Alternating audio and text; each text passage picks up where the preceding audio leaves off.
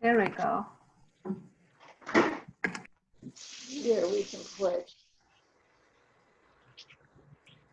I pledge allegiance to the flag of the United States of America and to the republic for which it stands, one nation under God, indivisible, with liberty and justice for all. I hope. That would be nice. So welcome everyone to our meeting. I am so grateful for being part of this Monday's meeting. I would like to invite our president to share updates or news about our club.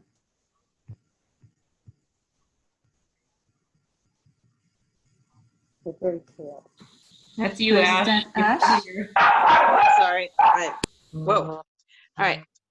Hello, everybody. As far as announcements today, I don't have a lot except to say that I did get an email from Toastmasters International stating that they are pre-recording.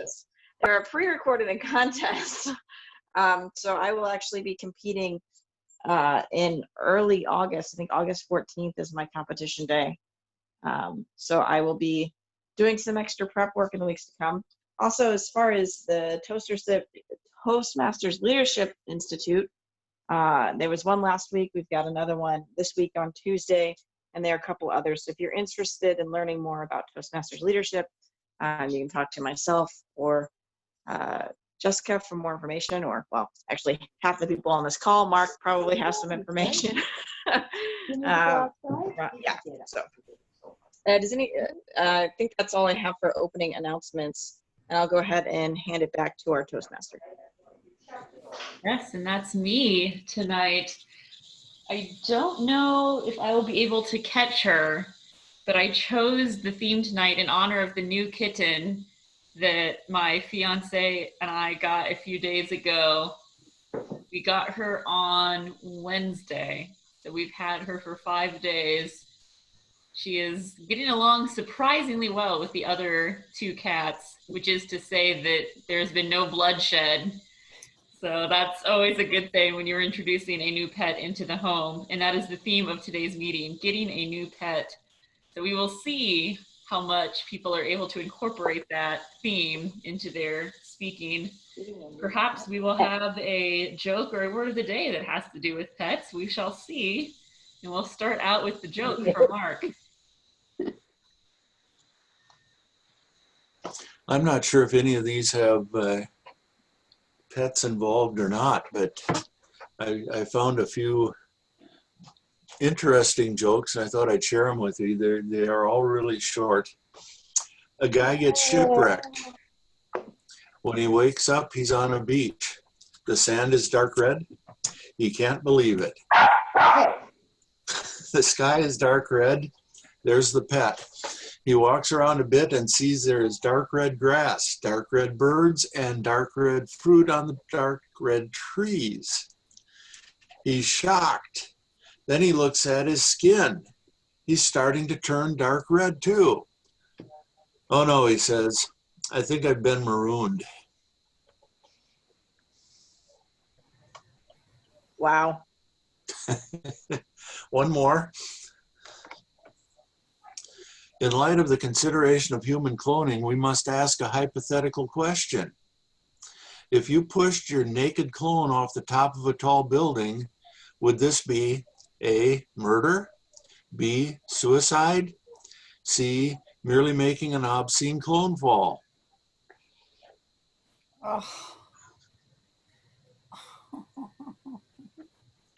Oh, excellent, Mark. Thank you.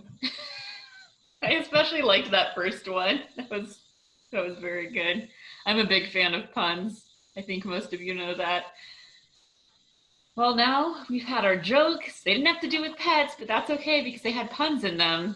Let's hear now our word of the day, which I have down that Donna was choosing our word of the day. Maybe this will have something to do with pets. Donna? No, it does not have anything to do with pets. Oh, no. The word is devious. That has nothing to do with pets? No. I don't know. My cats always deviate, but that's Devious. Yes, I would have to agree with Meg. Do you have a brief definition of that, Donna, to make sure we all know what it means? Going off the beaten path. Yes, I think cats are very devious. I would agree with Meg's sentiment there. My Today cats is- are different types of devious, but they're all devious in their own way. today is National Get Out of the Doghouse Day. Oh, perfect. Get out of the doghouse and put a new dog into the doghouse. Right, That right. fits with the theme. So Mark has the rest of the night to get out of the doghouse from those terrible puns. I thought those puns were excellent. I love a good bad pun. I'm sorry, I dedicate those to Randy Pryor, who most of you know loves puns, and to another member of one of my clubs who just doesn't get them. Obviously, they never lived in Lincoln, That's where great. people all practice capital punishment. Great. Thank you, Meg. Maybe a Yeah, future I- theme, the theme should just be puns, and we should all use as many puns in our speech as possible. That might be interesting. Well, the next item on our agenda, as I try to search for my new cat to show off, is the general evaluator. So, Eamon, would you lead us through the explanations of the different roles and who's filling them as I try to locate my adorable little cat? What color is it? Damon? No, the cat. I'm Snow White. Thank you, Donna.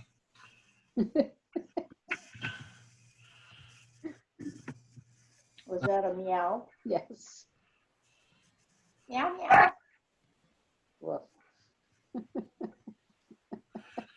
All right, so my evaluation team. First, I'm going to ask Meg to describe her role as grammarian and eye counter. Well, my role, Poppy, see? No, my role as grammarian and eye counter. Well, first of all, I am going to count for the word of the day and see how many ways we can deviate and be devious in our deviant meeting. Second of all, I am going to be looking for proper grammar and improper grammar. Improper grammar would be subject-verb disagreement, dropped endings, confused idioms, syllogisms, and other fun things like that. And the counting is counting those crutch words, the the so, the you know, the like, the awesome, the absolutelys that stud other people's speeches and make them sound less than articulate. Who's barking? Very good, Meg. I myself am the timer, so I will be timing the speeches. I believe all our speeches are 5 to 7 minutes. Is there That is correct. it's not 5 to 7 minutes? Yes. Okay. The green will come on for speakers at 5 minutes, the yellow at 6 minutes, the red at 7 minutes. For table topic, 1 minute for green, 1.5 minutes for yellow, 2 minutes for red. Evaluators 2 to 3 minutes, the green at 2, the red at 2.5 minutes. That's the yellow. The red is at 3 minutes. And ideally stay within your time, and you have a maximum for speakers usually of 7 minutes, 30 seconds. You can go no longer, but you're advised not to, just to practice keeping within the time limit. Now with that, our 3 speakers, Hari is our first speaker and Jessica's her evaluator. Jessica, do you have an evaluation form or tell us what you're going to be looking at? Yes, I do. So Hari is doing part 2 of the evaluation feedback project. I was her evaluator 2 weeks ago, and now she is giving another speech where she is attempting to apply some of the feedback that I gave her. I know one thing that she said she was going to work on, which I will especially be looking for tonight, is incorporating some more personal content into her speech, some personal examples. So I know that's one thing she'll be working on, and I will be evaluating her speech and looking for any other improvements and changes that she has made over her previous speech. Very good. Next, we have Ash evaluating Meg. Ash, do you have Any idea whatsoever? I Any do not. idea what Meg is talking about? I do not. It's a surprise as always. I am always waiting for a good surprise. Meg, is there anything you'd like me to watch out for, or any Well, work you're working on? This is basically a research piece. The next speech I'm supposed to do is on communication style. So I thought before you communicate, you have to think. So I'm going to do one on thinking style. Is there anything you'd particularly like me to watch out for? Sews, I happen to be a bit of a seamstress. There we go. No, not that I can think of, but it's just a research piece, and hopefully it will not be more than 5 to 7 minutes, and hopefully it will be fun. Sounds good. Okay. Very good. The third evaluator is Robin, who is evaluating Ron. Now, correct me if I'm wrong, Ron. I assume this is not a manual speech. You do not have a title, and this is off the cuff. But do you have anything you want Robin to look out for? Panic.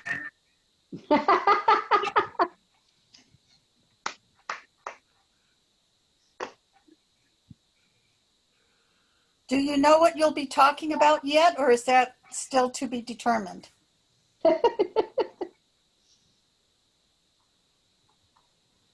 TBA, TBD.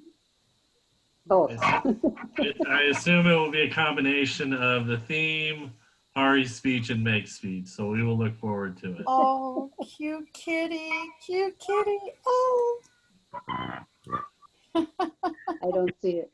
Combination of stuff. Oh, what's the name? Well, the name she came with was Marvel, but we're thinking of naming her Concatenation, which is kind of a programming joke that a few of you might get. Yeah, Mark got it. So we're undecided on what her permanent name will be, but right now we call her Marvel or Concatenation or just Tiny Cat.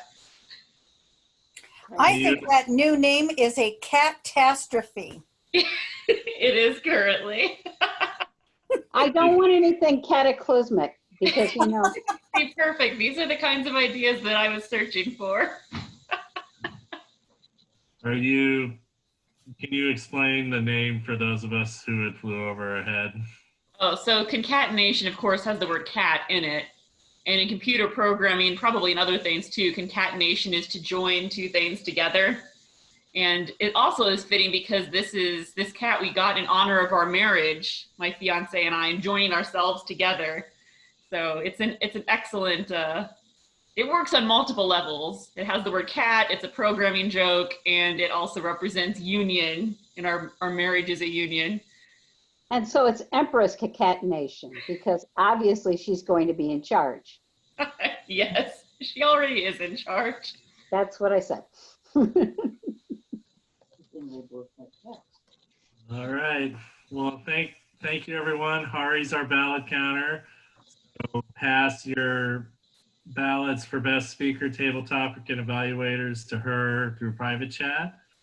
And with that, I'll return control to the Toastmaster. Thank you, Eamon. I'm glad you all got to see the new cat because I don't know if I'll be able to catch her again before the meeting is over. This is not the first time that we have gotten a new cat or combined cats into an existing household. I think it's gone a little better this time than it did last time when my cat got introduced to my fiance's cat. We did the whole keep her in her own room for a couple of days and then let her out into more of the house. And the cat that was more of a problem got locked in the basement for a couple of days as well. And they seem to be doing okay now. So there's one of my getting a new pet tips is that if you already have pets, you need to be careful about how you introduce your existing pets to your new pets. Okay. Or maybe there's a different approach in the Donna and Meg household. I'm not sure. Speck, who is of course spectacular and speckled and was a speck when I got her, frightens the dog. Oh. But then she used to frighten raccoons too, so. Yeah. Well, my fiance's cat has demonstrated a great fear of children. So we were That's afraid called he would, intelligence. we were concerned he would also be afraid of the kitten, but he seems to just find her to be a quandary. Like both of the adult cats just kind of look at her like, what are you and what are you doing? So that's fun. Better yet, why are you here? Well, now for more fun, let us introduce our first speaker. I will pull up the introduction I was sent. Right off the bat, I will say thank you, Hari, for being the only speaker to send me an introduction in advance. So thank you for that. Today, Hari's title is Culture Shock. She is going to share what culture shock is and the 4 stages of it for a group of people who will be going abroad. Let's welcome Hari with Culture Shock.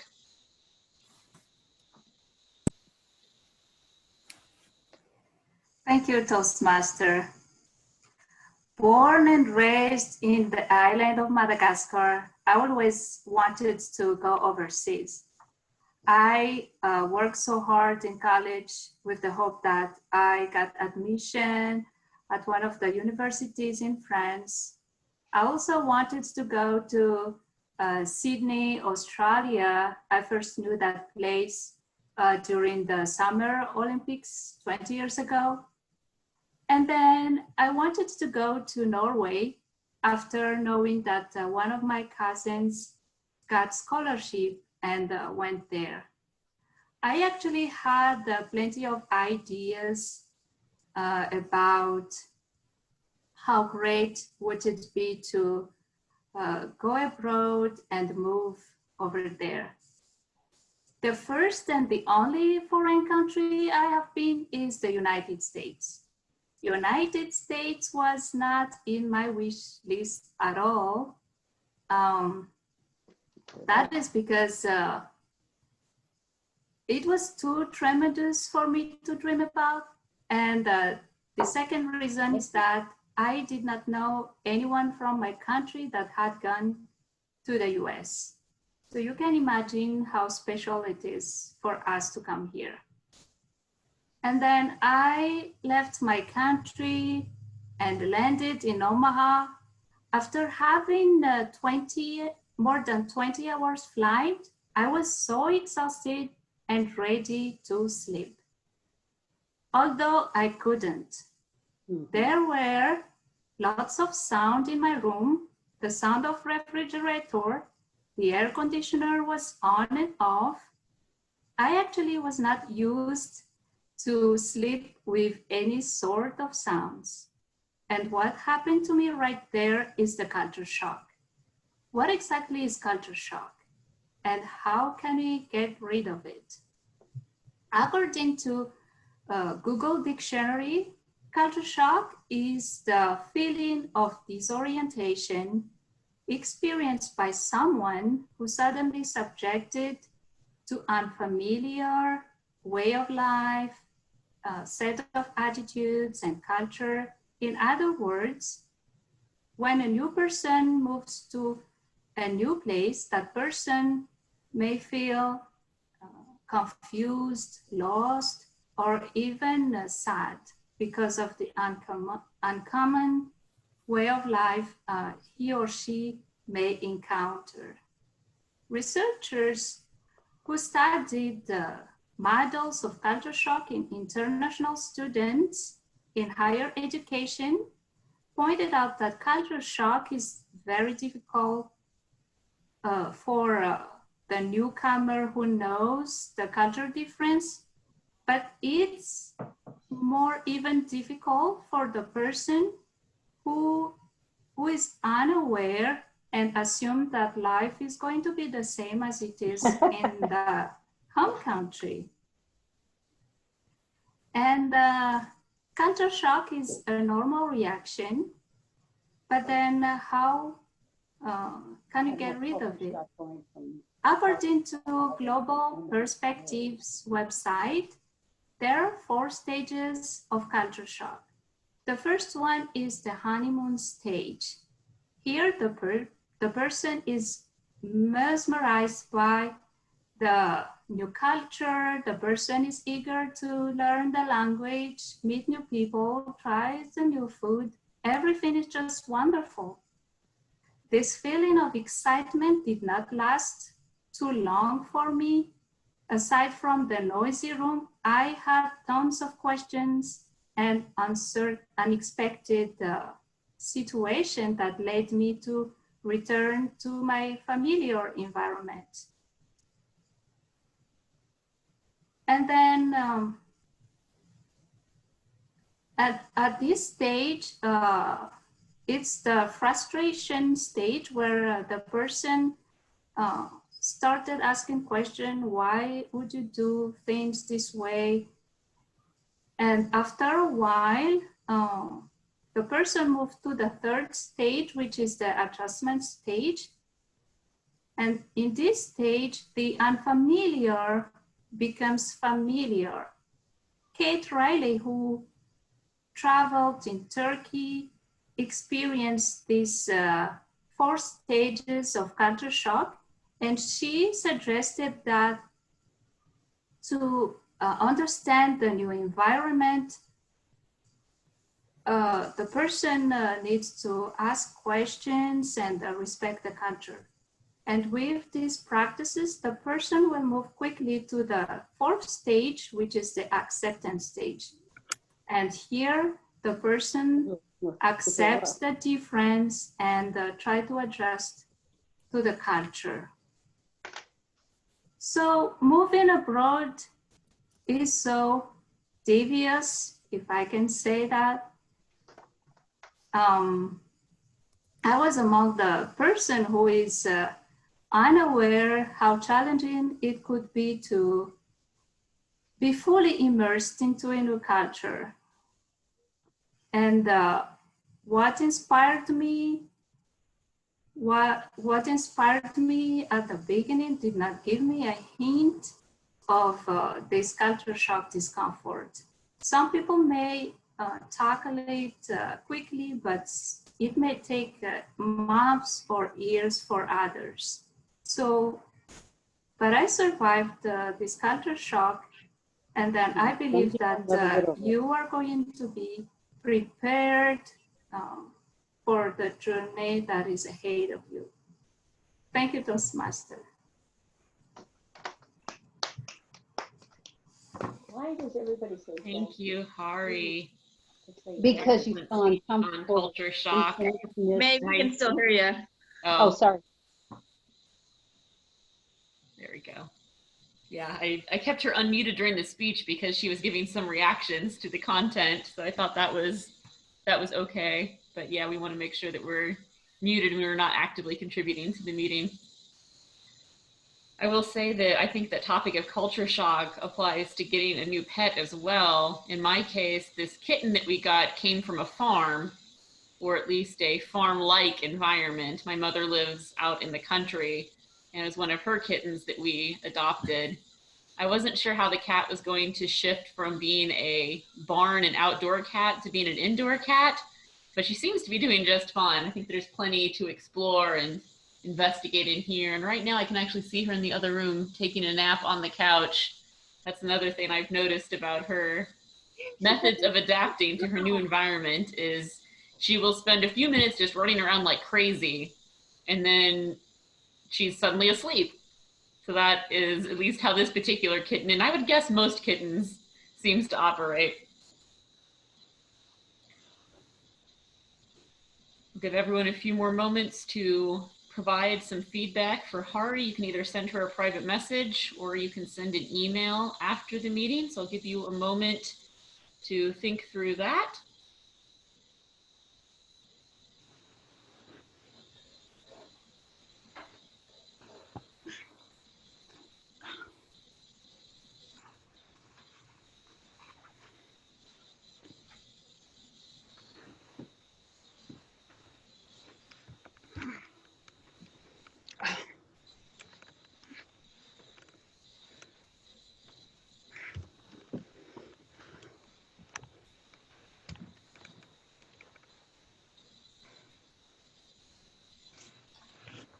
Okay, our next speaker is Meg. doing a research speech. It seems like there's always some aspect of research in Meg's speeches, so we will be looking forward to that. And I am excited to think about the different thinking styles that Meg will present to us today in her speech. So go ahead, Meg, with your speech on thinking styles. Now that school is supposedly coming back, it's time to think about thinking. And unfortunately, most schools use one method for learning, and that is visual learning.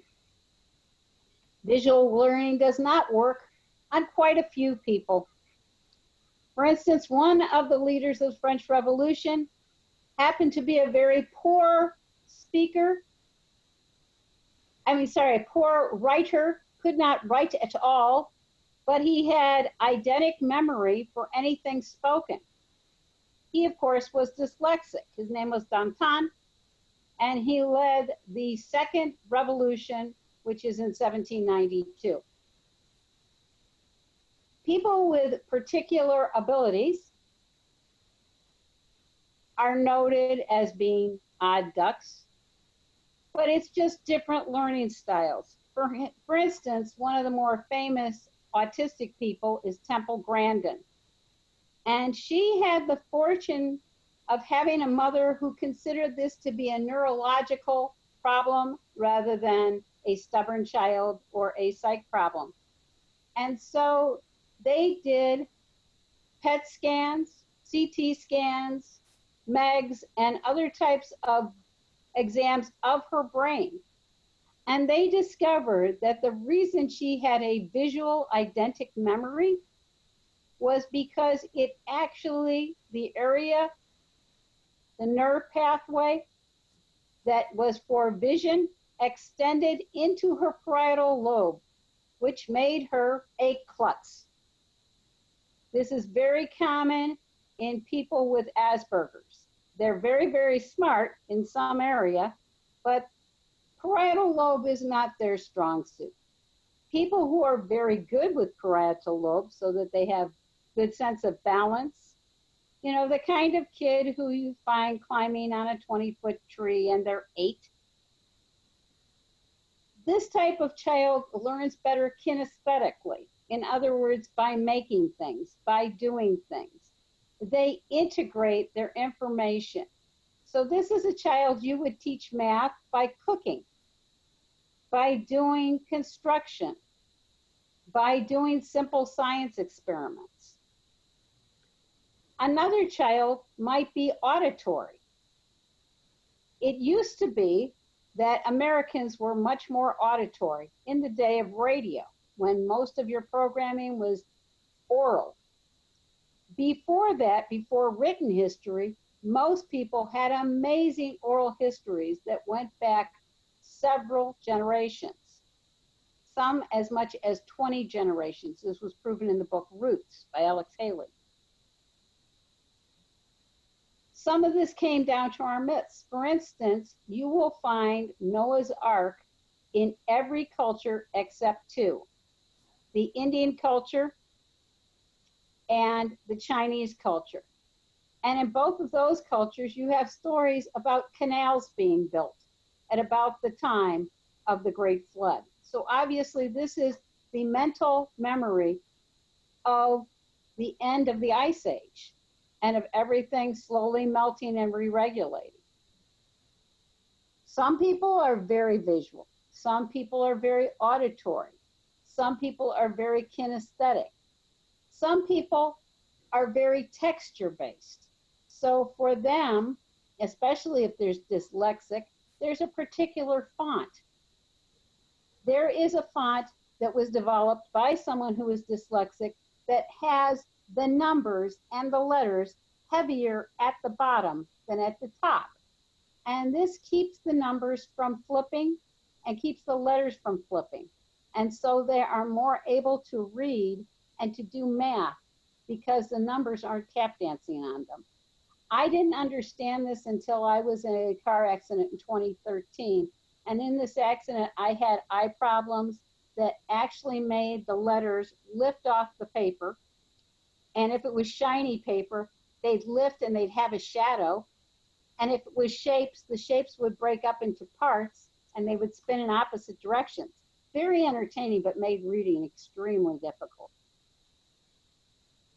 So as you're approaching each one of those problems, as you learn to deal with them, you learn adaptive skills that can be used in other ways. Some things that may look like problems to other people might actually be benefits. For instance, a child who is raised bilingually is able to learn not only other languages easier, but also is able to learn the grammar easier, the music, and mathematics. All of them become easier because of the adaptability of flowing from one grammar structure to another grammar structure, from one vocabulary to another vocabulary. So here are all of these interesting problems that people have that may actually be opportunities if used properly. The other thing to remember is there's another part of the brain that people forget about when it comes to learning, and that's the amygdala. Now, the amygdala is the part right here on the side of your head, just above where perfect pitch is. And people who have the amygdala is your emotions. When emotions are involved in learning, you are more likely to retain it. For instance, everybody knows the time they got called on in class and didn't know the answer to some problem. They will never forget what the statement was, whether it was the fact that Admiral Nimitz said nuts when he was told to surrender, or what John Paul Jones said. You won't forget because of the embarrassment. My son had a terrible time trying to learn state capitals. We made it all visual. To him, somebody even says the word Topeka, Kansas, and he busts out laughing. That's right. You think of a can, you think of a can opener, you open up the can a little bit of ways, you open it a little bit, and here's all these butts. Topeka, Kansas. So by using your emotions, whether they're happy emotions or anxious or sad, you also get more retention. And that's why people may not always remember exactly what you said, but they know how it affected them because of the emotion involved. And there will be some quote in there that'll stick in their mind because that is where your emotions hit. This is how hot buttons develop. And hot buttons actually keep us from learning new things. But people like boxes. It makes it faster and easier for us to figure things out. The idea is to keep your box open, and if it's not shaped like a square, it's okay. It can be a trapezoid. It can be a dodecahedron. But playing with your knowledge actually helps you retain it better. Solving a problem with someone because of the relationship helps you retain it better. So those are some of the different ways that people learn to think. And remember that most people's memories begin when they can speak, because all thinking is intrinsic speaking.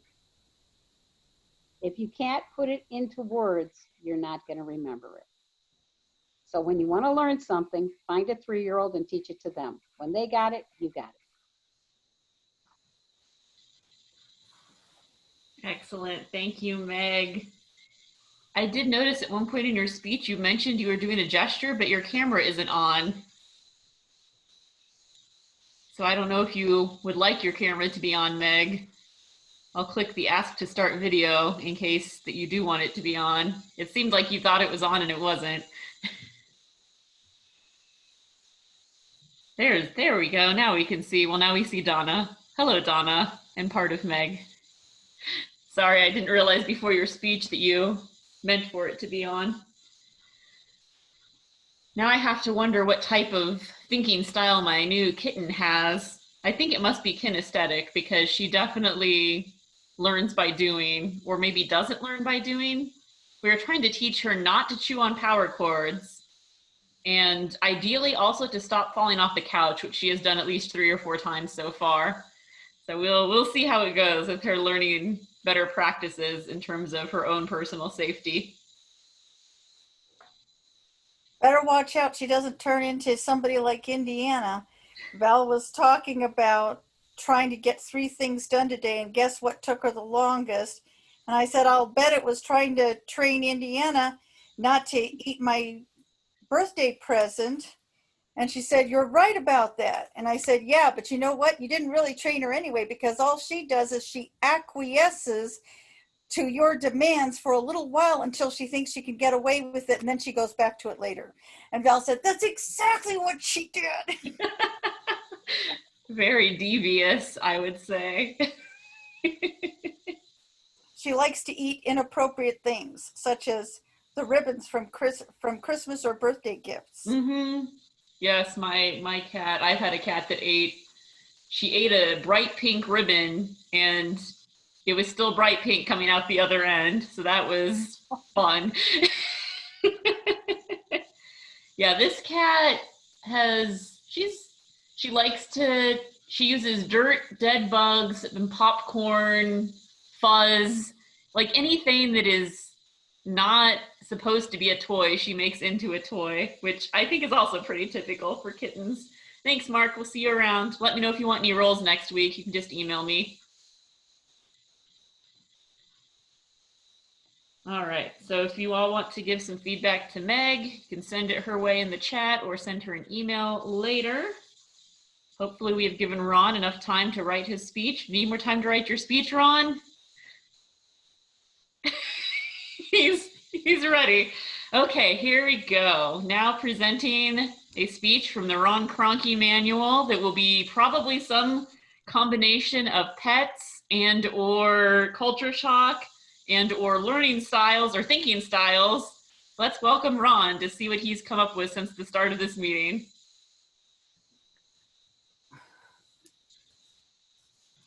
Thank you, Madam Toastmaster. During this pandemic, as with getting a new pet, the world is our oyster. There's so many possibilities. The way forward. And we all had choices to make on how to spend our time. As with rearing children, the things that you put into it will give fruit later. One of the things I decided to do during COVID was to ride my bike a lot. And I've lost weight. I can wear clothes I haven't worn in years. Today I discovered an alternate form of exercise that I thought I would share with everyone. It's bipedal locomotion.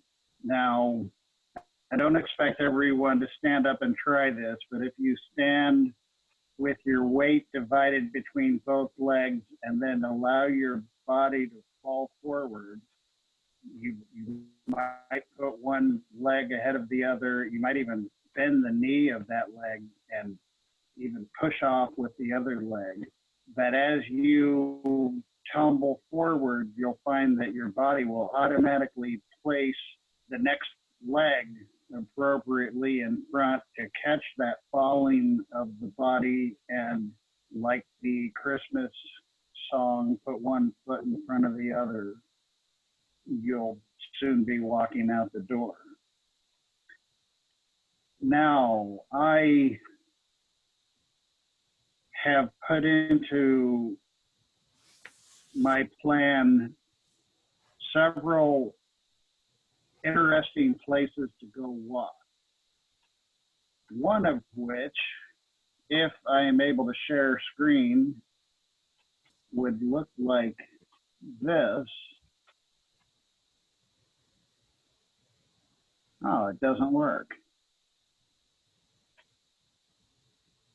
You should have the permission you need. Oh, here it is. Can anyone see this? Yes, I see stairs, steps.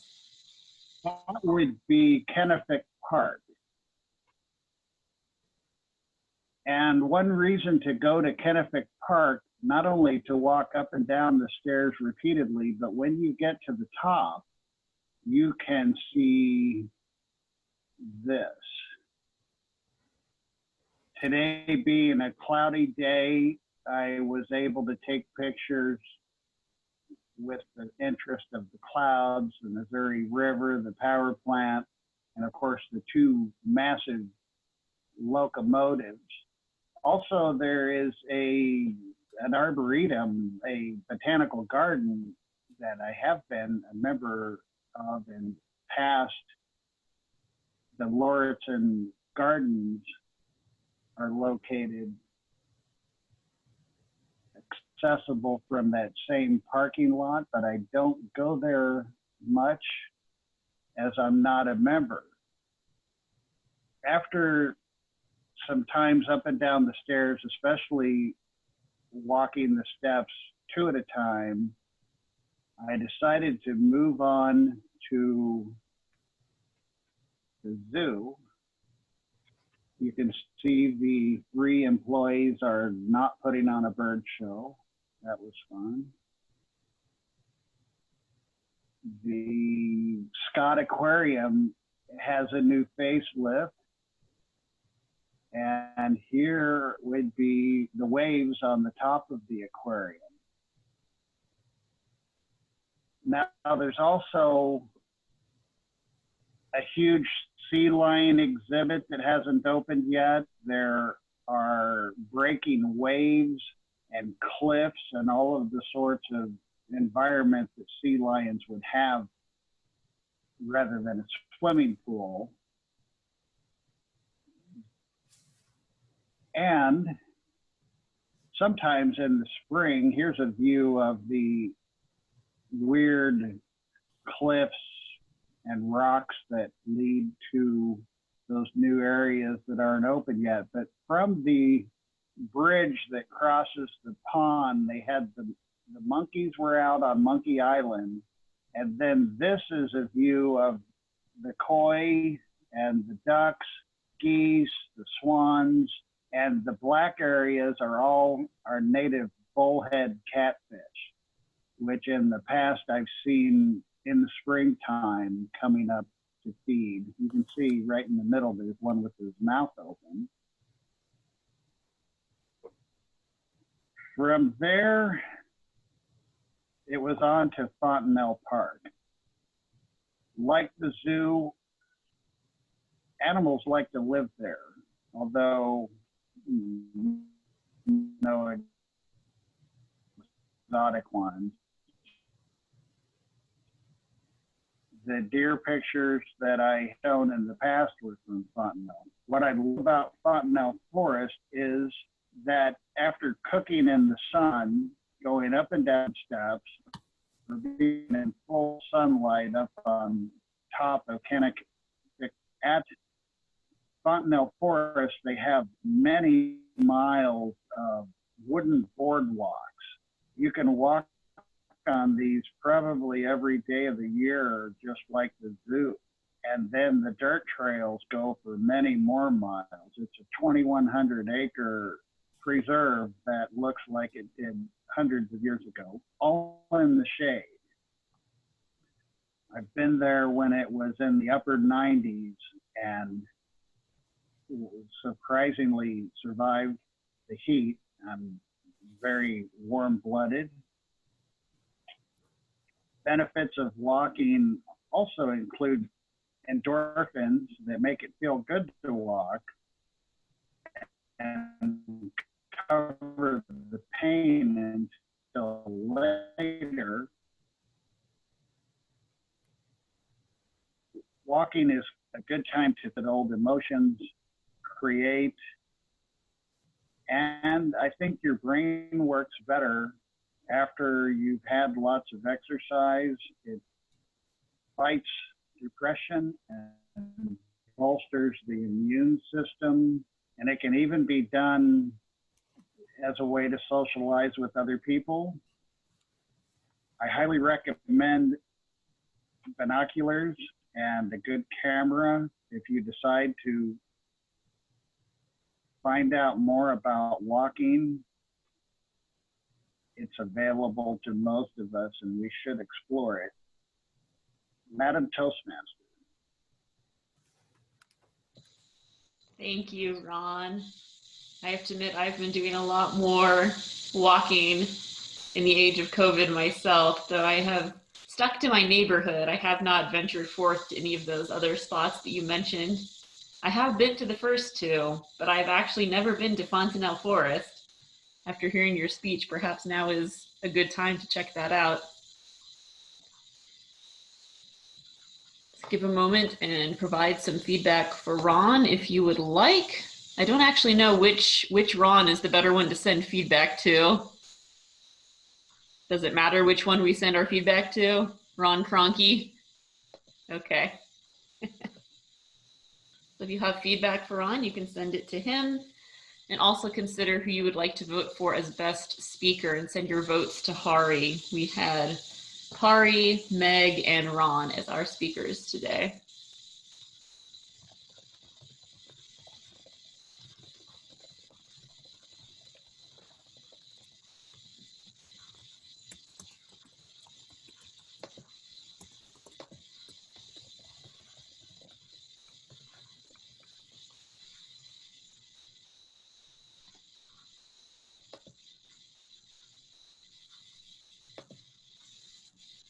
My cat, new cat, all of my cats, but especially the new cat, does do a lot of walking. I've not yet taught any of my cats to ride a bicycle.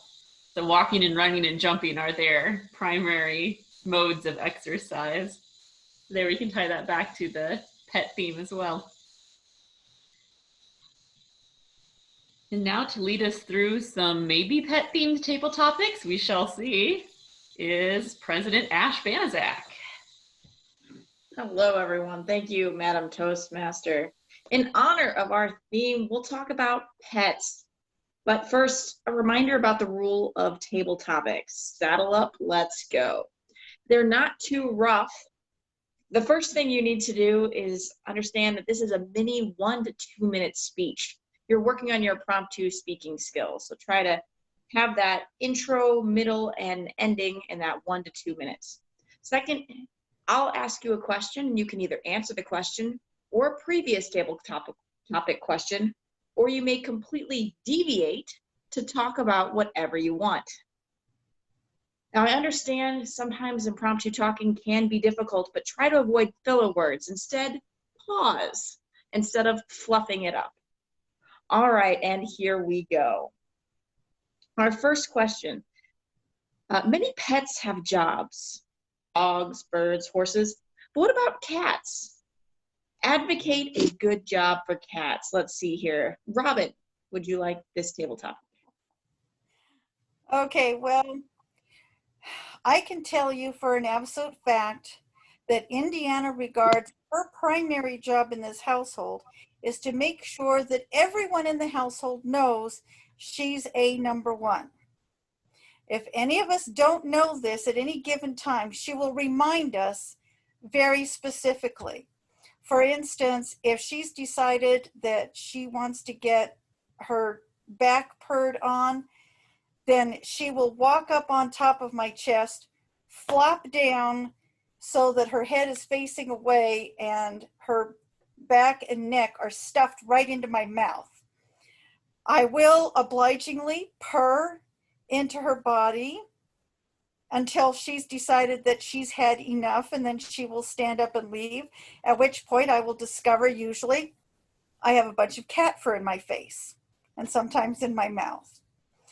She'll also enjoy life immensely just by being a crazo kitty. For absolutely no good reason whatsoever, periodically throughout the day, she'll suddenly run down the hallway and into the living room, up the cat post, breathing heavily, and then she'll immediately jump down and run back again. Lady, having absolutely no idea what's going on, decides, oh, I'd better run after her and find out what's going on. And in that way, she's the physical education coach and makes sure that both cats in the household stay physically fit. The last and not at all the least is Indiana wants to make sure she gets her daily dose of treats. So she will come up whenever we've got a meal out, and she will attempt to walk on our plate, sniff our food, and try to remove it from our plate so that she can have her fair share serving. If that doesn't work, she'll stick out a paw and start trying to take it off the plate so that she can get her fair share serving. And by the way, my daughter started this. I never gave the cats treats because I knew it was going to lead to this sort of thing. And there we are. Indiana, head of the household. Everybody knows it. Thank you, Robin, for that insight. I'm not quite sure that's necessarily a job I'd pay a cat to do, but I do get it. You know, sometimes when I'm surrounded by a bunch of cats, I feel very claustrophobic.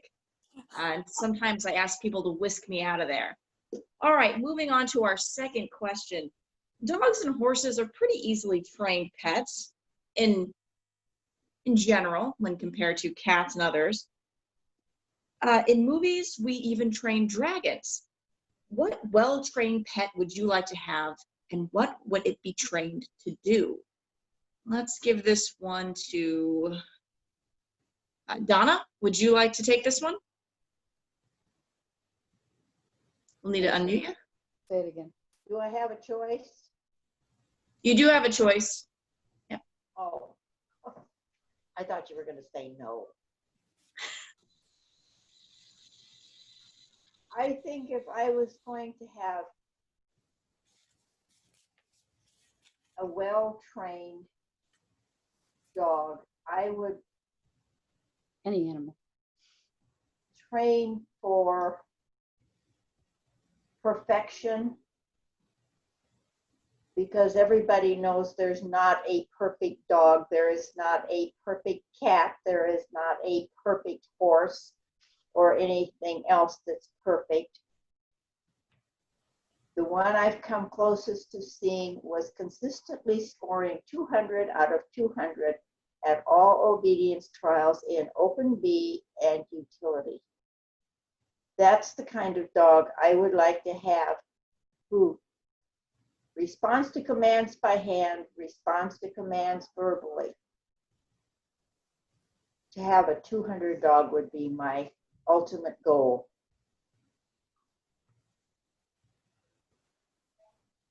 All right, thank you, Donna. Yeah, that's certainly nothing to wag your finger at. I really appreciate that answer. All right, for our third question, when we think of our animals in war, most people think of dogs and cavalry and horses, but birds, specifically homing pigeons, and even dolphins have joined our soldiers. Which is the next great warrior animal to join our troops? Let's give this one to Hari. Would you like to take this one? Warrior animals?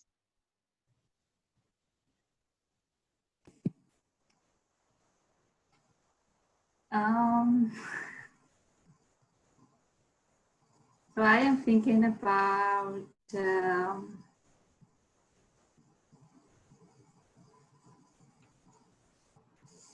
horses. I think horses can provide us entertainment, as we can go with them, have ride with them, and go far away and enjoying the nature, for example. And then I think horses also can take care of what's going on around the house.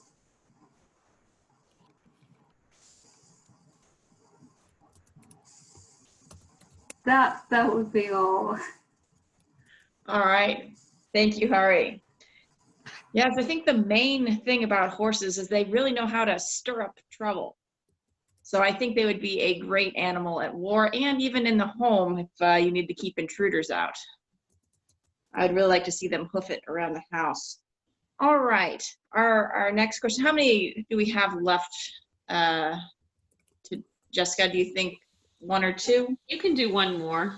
One Maybe more. 2. Okay. Animal puns are great. Tell me a story about your favorite animal using as many puns as possible for either a single animal or for an entire menagerie. Let's give this one to, anybody want to volunteer for this one? Don't see any volunteers. Is that, I saw maybe Meg, go ahead. My life has not been catastrophic, but I have had some cataclysmic cats. You know you're in trouble when? You know you're in trouble when you are supposed to babysit a cat for 2 weeks. And a month later, the person says, oh, I forgot to tell you, we found out my daughter is allergic to cats. Well, this cat, you knew she was trouble. The children referred to her as Whiskers. Only a cat who is truly devious, truly sneaky, is going to have such a lame name as Whiskers. I had her 24 hours. I knew what her name was. Her name was Camille. Camille was the kind of cat that other cats like so much, they'd trick her into sneaking her between the front and inner doors. She was the type of cat who would say, oh, I'm not hungry, while she ate other cats' food. And then would come back and say, but I haven't touched my bowl. And of course, she was not particular when it came to mates. So when she did, of course, she was pregnant when we got her. She had 5 kittens.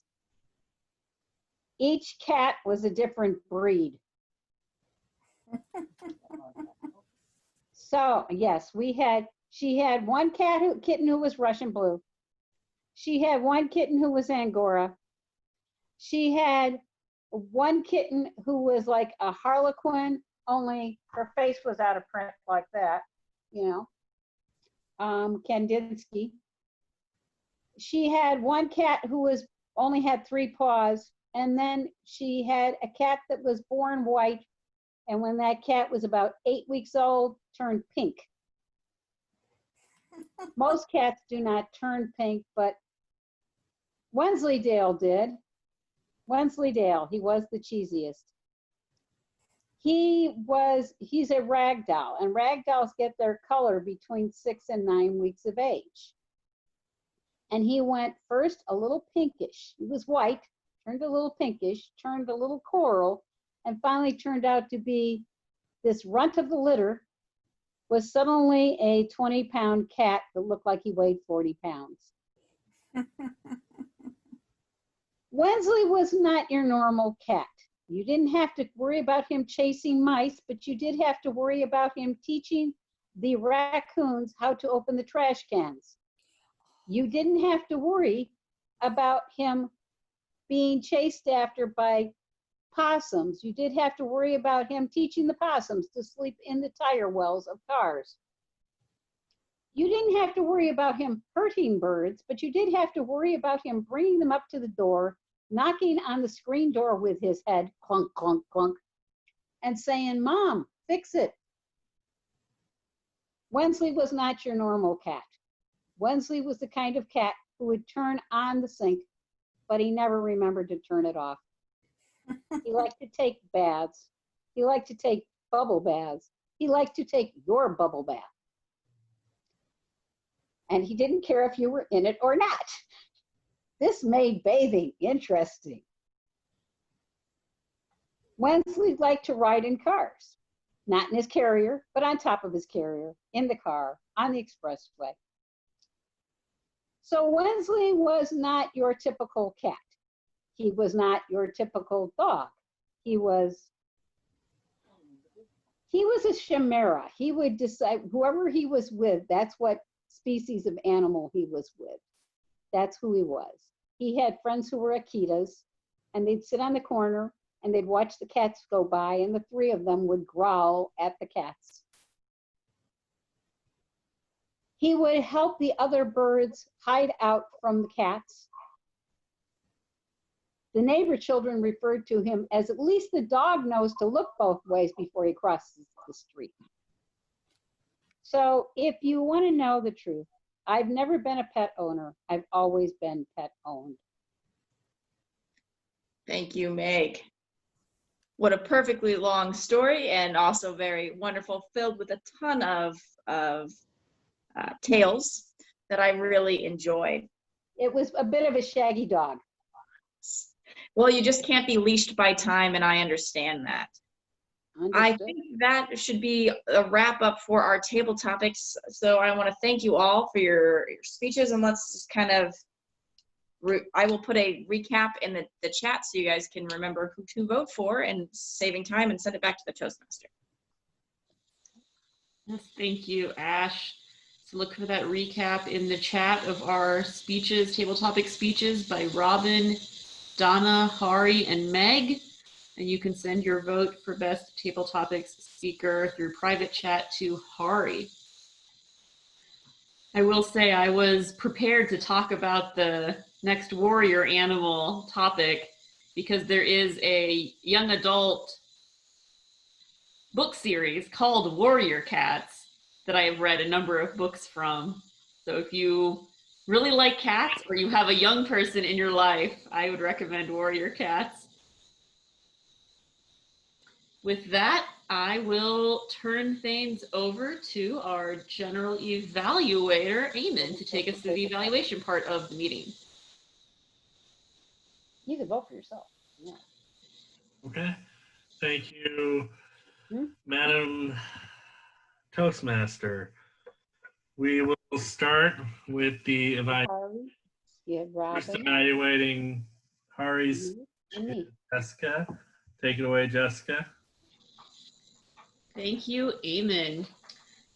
Hari, excellent job. You really took to heart the feedback to incorporate personal content and personal stories into your speech. I loved how you started your speech with your own personal story, and you did a phenomenal job of leading up to your statement of that was culture shock. That whole way that you did the opening, how you started with the story and then introduced the topic as a result of the story, that was very masterfully done. And that's a relatively advanced technique that I've seen people do in speaking. So I'm especially impressed that you incorporated that into only your third speech that you've given for us. So that was very impressive, very well done. You speak very clearly. That was very good. Your pace was slower, but not too slow. So it was easy to follow you and to understand what you were saying. I thought that was very good. I felt like you had a little bit more vocal variety than last time, particularly when you were telling your own story. Like it felt more personal and you were more invested in telling your own story. And so a little bit more of that vocal variety worked its way into that part. That was something that I noticed. I thought your topic was great, very interesting. And like I already said, you applied your feedback very well.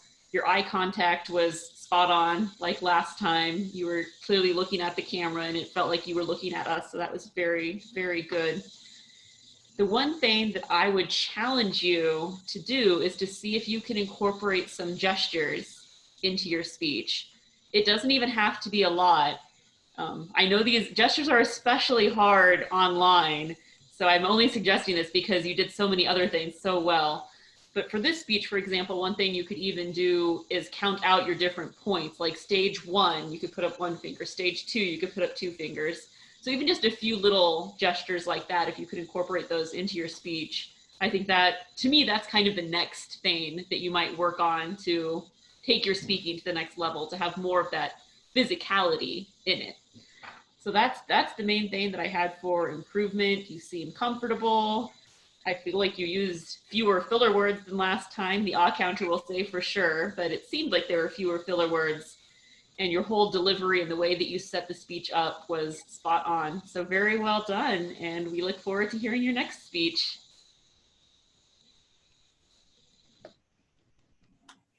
All right. Thank you, Jessica. Next up, we have Ash evaluating Meg. So Ash, take it away. Thank you. Thank you for your speech, Meg, on different types of critical thinking and learning styles. I like that you started off letting us know that you're going to talk about there are many different ways to learn. And you started off with a story to try to get us roped into the series of events. You talked about the eidetic memory or anything spoken. For a gentleman in the French Revolution, I did not write down his name, and I do apologize.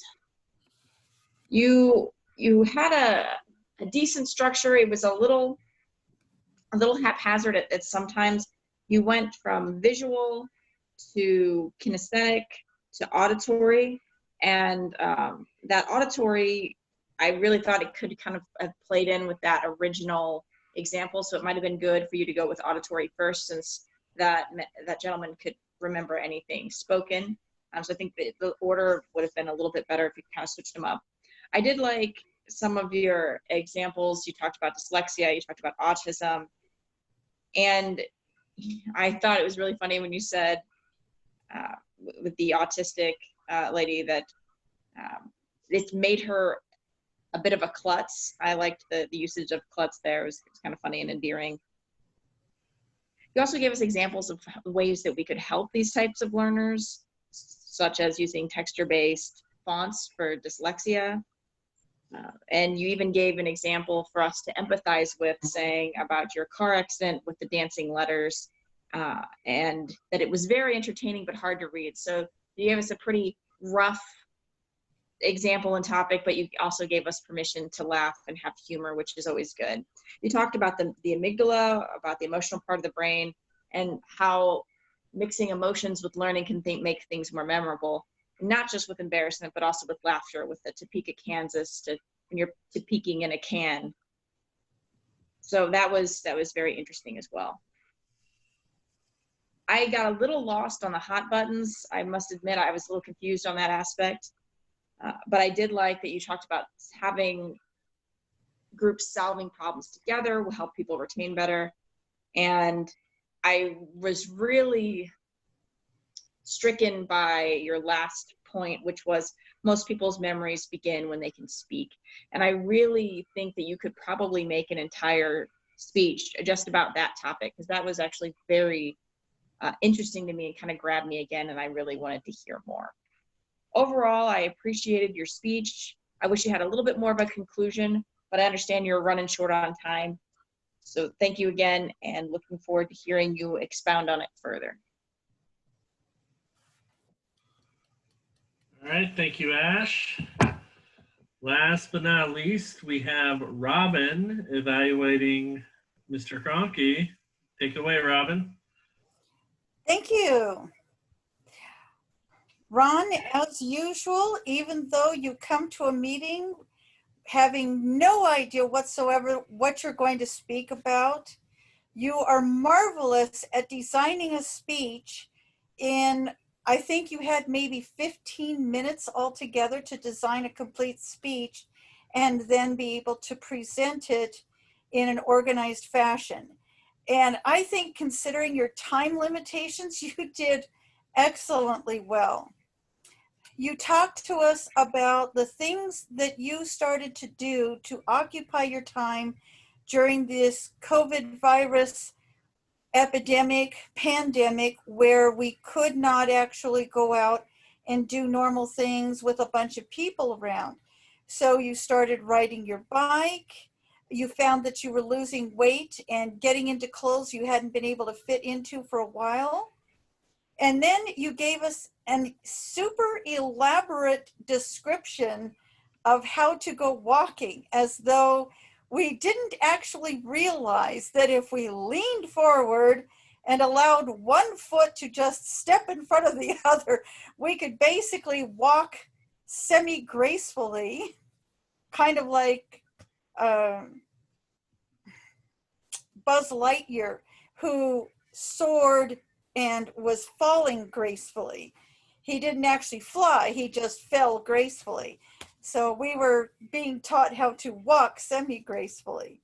And then you told us about the different things that you did to occupy your time going walking, such as going to that park with all of those stairs, going up and down the stairs. And when you get to the top of the stairs, you get to see those two trains and that beautiful view over Omaha. That was really cool to incorporate photos into your speech. And then you talked about going to the Scott Aquarium and talking about how it got a new facelift and that there were boardwalks and trails that we could go down. I'm sure many people haven't thought about all these private places that they can go where there's probably very few other people around and they can still get in a lot of exercise. I thought it was a really great speech. I would have liked to have seen a conclusion where you would have come up with, these are the ways that I've kept occupied during the COVID virus. I highly recommend that you consider doing things of a similar nature so that you can keep your body in shape while we're going through this. Something like that would have been cool, just to kind of sum everything up and bring us back to what the whole speech was about. Otherwise, really great speech and well within time. Thank you, Ron. Thank you, Robin. And the last part of our ballot, if you can send your votes for best evaluator to Hari, and your choices are Jessica, Ash, and Robin. And now I will give the timers report. So speakers, Hari talked to us about culture shock for 6 minutes, 37 seconds, so well within time. Meg was slightly over talking about different ways to learn for 8 minutes, 41 seconds. Meg had some visual learning difficulty seeing the time up there. And Ron spoke for 7 minutes and 46 seconds biking throughout Omaha. For table topics, Robin talked about her cat for 2 minutes, 11 seconds. Donna spoke for 1 minute, 3 seconds. Hari spoke for 1 minute, 12 seconds. And Meg with a record table topic time of 4 minutes and 42 seconds. For our evaluators, everyone did a good job. Jessica evaluated Hari for 2 minutes, 26 seconds. Ash evaluated Meg for 2 minutes, 46 seconds. And Robin just over time, 3 minutes, 6 seconds.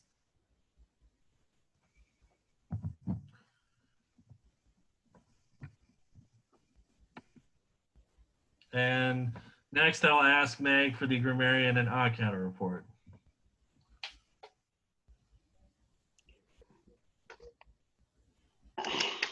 I did terrible as far as the odd counter.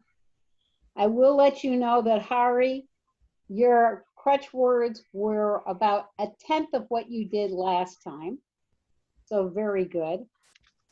And I was busy writing down all the interesting words people were using. I don't know what a culture shark is, Jessica, but I'm sure you have one. However, you did use the word quandary, which is not very commonly used. Some of the other words, Hari used the word culture shock. She talked of disorientation. Robin used the word acquiesce. Ron, pandemic, bipedal, sorry, mispronunciation there. Bipedal locomotion, arboretum, endorphins. Ash, claustrophobic, stirrup, and expound. So there was a lot of use of lovely vocabulary. And for the word of the day, we have Hari, Donna, Robin, Jessica, Mark, Ash, I believe Ron. Did I get everybody? Was anybody else devious? I was not so devious today. Well, you will be next time. I'm sure of it. Thank you, Meg. I'll let Hari get the ballots together. My thoughts on the meeting. I was late, so I assume we started on time. Please correct me if I'm wrong. I thought we had a good theme, a lot of fun with puns, and everybody was able to participate. I thought we transitioned well during the meeting. I thought the speeches were very good. I just worked for Meg and Ron on your times. I thought the table topics were very timely, and we did a good job of keeping it to four table topics or fewer, and the evaluators did a great job. So and we will finish on time, it looks like. So I turn it over to our Toastmaster. Yes, thank you, Eamon. Are you ready with the results of our ballots, Hari? Absolutely. So for the best table topic, it goes to Meg. And then for the best evaluator, it goes to Ash. And then the best speaker for today is Hari. Excellent. Congratulations to everyone for your best wins and to everyone who participated in the meeting. I thought this was a great meeting. With that, I will turn things back to our presiding officer, Ash, for any closing remarks. Yes. So as far as closing remarks go, I would say it's a beautiful day outside. You need to get outside, go take a walk, go take your dog for a walk, and really get out there. Once again, just an announcement that there is Toastmasters Leadership Institute that you can go to tomorrow night. There's also one, I think on Saturday. Jessica, can you help me with the dates on that, please? If I can look them up real quick, I can. d24tm.org is where you want to go to see all the dates. Yep. There is one, yes, Saturday as well at 9 a.m. and then Wednesday, August 5th, and then Saturday, August 22nd at 1 p.m. Once again, the reason why you go to Toastmasters Leadership Institute, one is if you wanted to be an officer, if you are an officer, you are required to go, please go so we can get our district points. It's good for us to be a club in good standing so we can continue to be a club in the future. Another reason is because they do have some workshops and events that some of you might enjoy if you want to learn more about pathways or other things that officers do. It's a really great opportunity. Are there any other announcements for the good of the club? I'll just add on to that. I think that the topics for the TLI, they are finding information on the websites. So one of the talks is on finding information on our district website or on toastmasters.org. Then there's the officer breakouts, so you can go learn about your specific officer role or a different officer role that you're interested in. Then there's one about Zoom, so additional features of Zoom, the thing that we're using right now, and you can ask questions about Zoom and hopefully get answers. And then it's wrapping up with more information about pathways. So I think all of those topics are kind of relevant to all of us. So even if you're not an officer, if you want to learn more, it might be a good opportunity. All right, thank you, Jessica. Does anybody else have anything for the good of the club? Okay, I will say that you can right now register to vote by mail. So if you are a U.S. citizen and able to vote, I would highly recommend that you fill that out. If you need help finding resources in order to figure out how to vote by mail, contact me. I will get you the right information. But basically, what I did was I printed off a form I got on the Nebraska government website. You can fill it out, and then you can actually take a photo of it and email it back. So that way you don't even have to mail it. Although if you do want to support our United States Postal Service, I would highly recommend mailing it in instead. But I do know that I always feel a little bit better when I have that digital receipt. So when I send it in that way. But you could also pay to get certified mail if you want to support the U.S. Postal Service even more.